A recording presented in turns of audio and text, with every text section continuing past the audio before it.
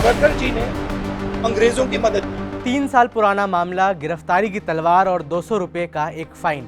दरअसल कांग्रेस नेता और लोकसभा के नेता विपक्ष राहुल गांधी के ऊपर लखनऊ की एक कोर्ट में फाइन लगाया गया है। जुर्माने की वजह कोर्ट में पेश ना होना है।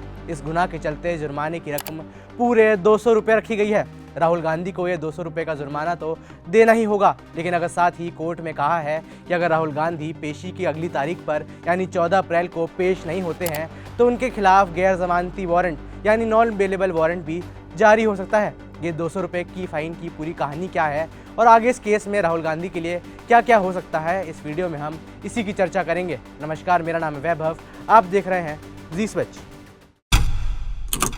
ये मामला साल 2022 से शुरू हुआ था, जब राहुल गांधी की भारत जोड़ो यात्रा चल रही थी। यात्रा के दौरान 17 नवंबर साल 2022 को महाराष्ट्र के ओकाला में राहुल गांधी ने एक प्रेस कॉन्फ्रेंस को संबोधित किया था और वीडी सावरकर यानी विनायक दामोदर सावरकर पर एक टिप्पणी की थी। उन्होंने स्वतंत्रता सेनानी वीर सावरकर को अंग्रेजों का नौकर बताया था। साथ ही कहा था कि सावरकर अंग्रेजों से पेंशन लेते थे। राहुल गांधी ने एग्जैक्टली क्या कहा था, ये बयान आप खुद ही सुन लीजिए। मेरे लिए सबसे जरूरी डॉक्यूमेंट है, ये देखा आपने, दिख रहा है आपको? और इसमें आप देख लीजिए, ये सावरकर जी की चिट्ठी है जिसमें उन्होंने अंग्रेजों को लिखा है।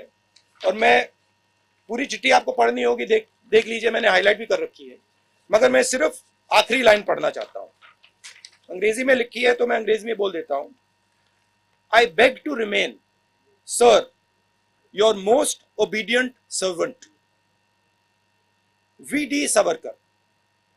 हिंदी में ट्रांसलेशन कर देता हूं, सर मैं आपका नौकर रहना चाहता हूं। ये मैंने नहीं लिखा, ये सावरकर जी ने लिखा है।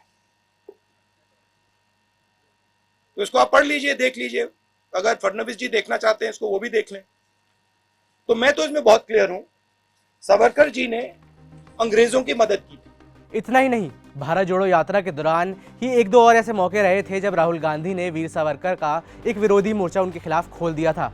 राहुल के ऐसे बयानों के बाद ही बवाल शुरू हुआ। उनके खिलाफ एडवोकेट नृपेंद्र पांडे कोर्ट पहुंचे। उन्होंने कहा कि राहुल का यह बयान समाज में घृणा फैलाने की तरह से और उस मंशा से रखा गया है। इसके बाद राहुल गांधी के खिलाफ भारतीय दंड संहिता यानी BNS की धारा 153A भड़काऊ भाषण और हिंसा को बढ़ावा देना और धारा 505 यानी शरारती तत्वों को और बढ़ावा देने वाले भाषण से उसके तहत इनके खिलाफ एक मुकदमा दर्ज हुआ था।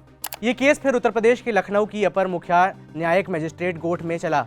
कोर्ट ने प्रथम दृष्टि में यानी प्राइमा फेसी ये केस सही पाया और राहुल गांधी को समन भी भेजा गया। समन के तहत राहुल गांधी को कोर्ट में पेश होना था, हालांकि तय तारीख पर वो नहीं पहुंचे। इस केस में पेशी की लेटेस्ट तारीख 5 मार्च 2025 की थी, हालांकि राहुल गांधी इस तारीख पर भी नहीं पहुंचे। दैनिक भास्कर की रिपोर्ट के मुताबिक सुनवाई के दौरान राहुल गांधी की ओर से वकील प्रांशु अग्रवाल ने अदालत में पेशी से छूट की अर्जी दाखिल की थी। इसमें उन्होंने दलील दी कि राहुल गांधी इस समय लोकसभा में नेता के प्रतिपक्ष हैं। आज यानी 5 मार्च को उनकी मुलाकात एक विदेशी गणमान्य व्यक्ति से पूर्व निर्धारित थी। उनका आधिकारिक जो कार्यों में है उनकी व्यस्तता होने के कारण वो अदालत में उपस्थित नहीं हो सकते हैं। वे अदालत के आदेशों का सम्मान करते हैं और जानबूझकर पेशी से बचने का प्रयास नहीं कर रहे हैं। बस इस दलील के बाद कोर्ट ने राहुल गांधी पर उनकी गैरहाजिरी के लिए एक फाइन तो लगा दिया। ये फाइन 200 रुपये का रहा। बहरहाल साथ ही कोर्ट ने कड़ी चेतावनी भी दे डाली। कहा गया कि अगर राहुल गांधी अगली तारीख यानी 14 अप्रैल 2025 को हाजिर नहीं होते हैं तो उनके खिलाफ गैर जमानती वारंट जारी कर दिया जा सकता है।